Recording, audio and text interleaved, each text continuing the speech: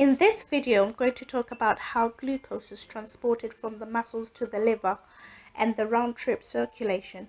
When we have enough glucose in our body, it is stored as glycogen in the muscles and in the liver.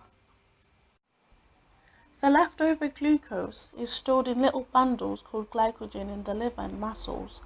Your body can store enough to fuel you for about a day. The glucose, now glycogen, is converted to lactate acid by anaerobic glycolysis. This is due to low levels of oxygen and intensive muscle activity. The conversion of lactate to glucose is done by gluconeogenesis in the liver. This circulation is called the Cori or the lactic acid cycle. The cycle happens during anaerobic glycolysis. When the body has limited amount of oxygen due to intensive muscle activity, glucose is transformed to lactate, generating ATP without consuming oxygen, or NADH+. Sorry, I meant to say NAD+. The next step is the lactate gluconeogenesis.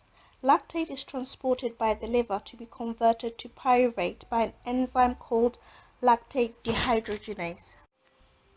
The lactate that has now been converted to pyruvate becomes glucose in the liver in the nucleogenic pathway, which means generation of glucose. So essentially the glucose has been recycled.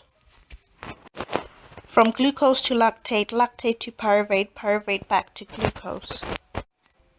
I guess in short is that the process involves production of lactate in the skeletal muscles to be then transported to the liver. Then in the liver is transformed into pyruvate, then from pyruvate back to glucose, and then glucose to be taken up back again in the liver.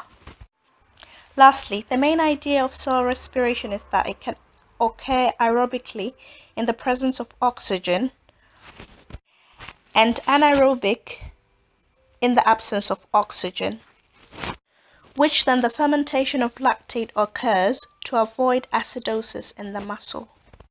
So, this circulation breaks down glucose without oxygen. The chemical reaction transfers energy from glucose to the cells anaerobically.